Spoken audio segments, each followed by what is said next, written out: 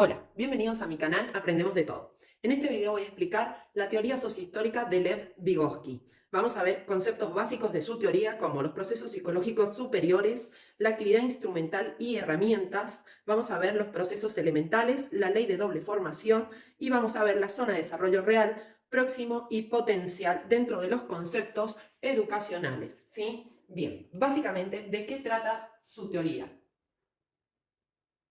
Teoría sociohistórica y algunos le dicen cultural también. Bien, básicamente lo que él dice, a diferencia de otros autores constructivistas, como por ejemplo Piaget, ¿sí? Dice que el aprendizaje se construye en sociedad, ¿sí? Esto es uno de los objetivos principales. ¿Por qué? Porque se enmarca como una teoría socio-constructivista. O sea, el conocimiento se construye en sociedad. Otra de las bases es que su objetivo era estudiar la constitución psíquica del ser humano para diferenciarla con el animal. Entonces, el objetivo era el estudio de la constitución psíquica del ser humano y la diferencia de esa constitución psíquica con los animales. ¿Sí? O sea que él no desarrolla una teoría educacional, sino que él quería ver la diferencia entre estas dos constituciones psíquicas. En base a esto, uno de los conceptos principales es los procesos, o son los procesos psicológicos superiores.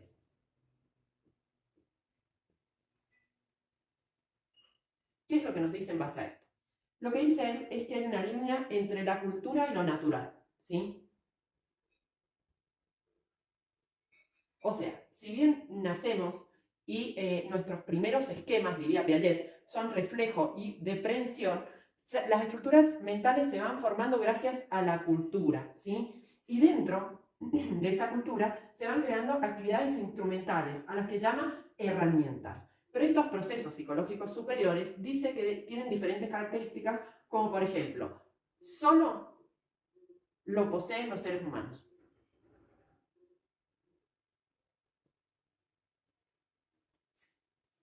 Gracias a estos procesos psicológicos superiores, desarrollan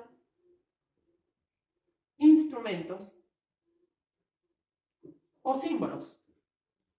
¿Y cuál es el objetivo de estos instrumentos y símbolos? Actuar o accionar con otros, o sea, con otros seres humanos en sociedad y accionar sobre el medio. Ya vamos a ver la diferencia entre estas herramientas físicas y psicológicas. Otro de los conceptos que él abarca dentro de estos procesos es que sirve para construir la cultura.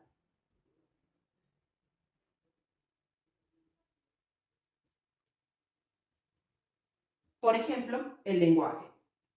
Otro de los conceptos básicos es la zona de desarrollo próximo dentro de estos procesos.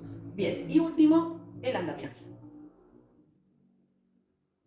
Enseguida voy a desarrollar bien cada concepto. Ahora vamos a ver lo que él llamaba actividad instrumental. Bien, él dice lo siguiente. La actividad instrumental es la creación de herramientas o generar herramientas. ¿Para qué generamos herramientas? Como les decía recién, para accionar sobre el medio, ya sea herramientas físicas. Dentro de estas herramientas físicas podemos encontrar un lápiz, podemos encontrar la constitución de un país, donde va a marcar derechos y responsabilidades de una sociedad, ¿sí? Y a su vez tenemos herramientas psicológicas. ¿A qué se refiere con herramientas psicológicas? Por ejemplo, el lenguaje. Otras pueden ser las capacidades. Y estas capacidades se encuadran en las interpersonales, que son las capacidades que tengo para relacionarme con el otro, ¿sí? O las intrapersonales, que son las capacidades para desarrollar la construcción del yo, ¿sí? Bien, las físicas también son llamadas objetos, ¿sí? Bien, próximo tema que vamos a ver son los procesos psicológicos elementales y dentro de los procesos superiores vamos a ver los rudimentarios y los avanzados. La teoría en realidad es genial. Este hombre era un genio, ¿sí? Desarrolla cómo se construye el ser humano en sociedad y las características que adopta en la cultura, ¿sí? Bien, entonces nos dice lo siguiente. Los procesos psicológicos son los elementales, los cuales son en los primeros años de vida. Por ejemplo, podemos diferenciar los esquemas reflejos y los esquemas de prensión. Esto tiene que ver con la teoría del desarrollo cognitivo de Piaget. Y dentro de los superiores encontramos los rudimentarios y los avanzados. Dentro de los rudimentarios son aquellos que compartimos una cultura dentro de una sociedad. Por ejemplo, el idioma, las costumbres.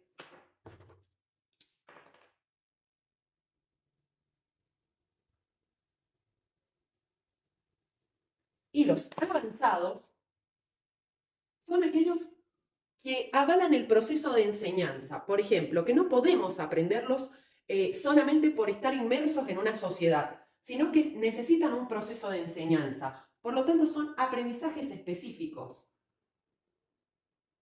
como la escritura, como los algoritmos, el algoritmo de la multiplicación, la división, la suma, la recta, etc. Ahora bien, antes de seguir, la pregunta es, ¿cómo aplico la teoría de Vygotsky en el aula? Pues bien, la aplicamos trabajando en grupo, la aplicamos trabajando desarrollando capacidades interpersonales para la formación de capacidades intrapersonales. O sea, el estar en relación con sus pares y docente, el alumno va a construir ese yo, ¿sí? Bien, próximo tema que vamos a ver es la ley de doble formación. ¿Cómo se generan estos procesos psicológicos superiores? ¿Sí? Que era la pregunta que él se hacía.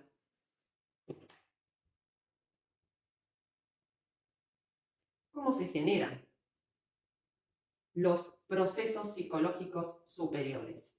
O PPS, como se le dice habitualmente. Él dice que existe una ley de doble formación. O interiorización. ¿A qué se refiere con esta ley de doble formación? Pues bien, él dice lo siguiente. Toda estructura mental o todo proceso primero se desarrolla en forma interpersonal, como les decía recién, en la relación con el otro o con los otros, social.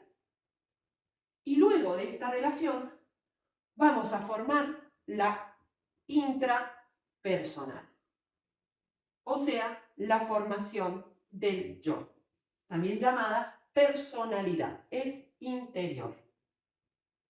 Bien, estos son los procesos psicológicos. Interpersonal en sociedad y intrapersonal en la formación del yo. Acá se ve perfectamente cómo él define el aprendizaje. El aprendizaje lo define como la interacción en sociedad produce aprendizaje, ¿sí? Lo cual él define lo siguiente: si un niño o un sujeto del aprendizaje posee mayor interacción social, por ejemplo, va a la escuela, va a un instituto de inglés, va a un deporte, es un niño que está estimulado y va a poseer mayor aprendizaje a un niño que se limita a aprender solo o está solo, ¿sí? Bien, próximo tema que vamos a ver es la zona de desarrollo, ¿sí? Esto explica exactamente cómo él define el proceso de enseñanza-aprendizaje, incluyendo los 3 elementos básicos que habla: alumno, docente y contenido. Y lo define de la siguiente manera. Acá tenemos el sujeto, ¿sí? En las 3 zonas. La zona de desarrollo real. Real. La zona de desarrollo próximo. Y la zona de desarrollo potencial. Entonces, básicamente para que lo comprendan. Zona de desarrollo real, lo que el alumno sabe sin interactuar con otros, ¿sí? Zona de desarrollo próximo, lo que el niño aprende interactuando con otros, padres, compañeros, docentes, etc. Zona de desarrollo potencial, lo que sabe demostrar con autonomía una vez que transcurrió el proceso, ¿sí? Entonces, conocimientos previos podemos tomar en la zona de desarrollo real. Luego el alumno recibe una guía, una enseñanza. ¿De quién? Puede ser padres, docentes, compañeros o pares, se les dice. En este momento, en esta zona, es cuando observamos lo que él llamó andamiaje, ¿sí? ¿Qué es el andamiaje? Para que se les quede grabado. ¿Vieron los andamios para pintar una construcción? ¿Sí? Para pintar un edificio, para construir. Pues bien, ¿qué hace el andamio? El andamio ayuda a que pueda subir yo. ¿Para qué? Para que desde acá pueda accionar en el medio. Pues eso es lo que hace el andamio. Ayuda hasta que el alumno logra el nivel, ¿para qué? Para lograr la autonomía. Y pueda desarrollar o aplicar o accionar en forma autónoma.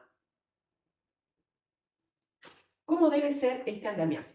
Es muy importante. El andamiaje debe ser temporal. ¿Por qué debe ser temporal?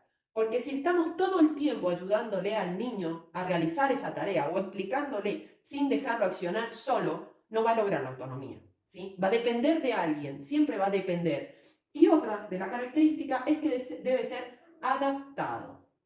O sea, ¿qué significa adaptado? Debemos, por ejemplo, si quiero enseñar la multiplicación en primer grado, en segundo grado, con la repetición de un número, tantas veces 5, no es lo mismo que enseñar la multiplicación en sexto grado, que el niño ya tiene otro tipo de conocimientos previos, ¿sí? Entonces debo adaptar ese andamiaje según la edad y según las capacidades del sujeto de aprendizaje, ¿sí? Que es más importante. No es solamente la edad la encuadra Piaget en su teoría de desarrollo cognitivo según los estadios, donde enmarca las edades. Sin embargo, tiene que priorizar las capacidades del alumno, ¿sí? Más que la edad. Bien, si te sirvió, regálame un me gusta y suscríbete para recibir más contenido. Muchas gracias.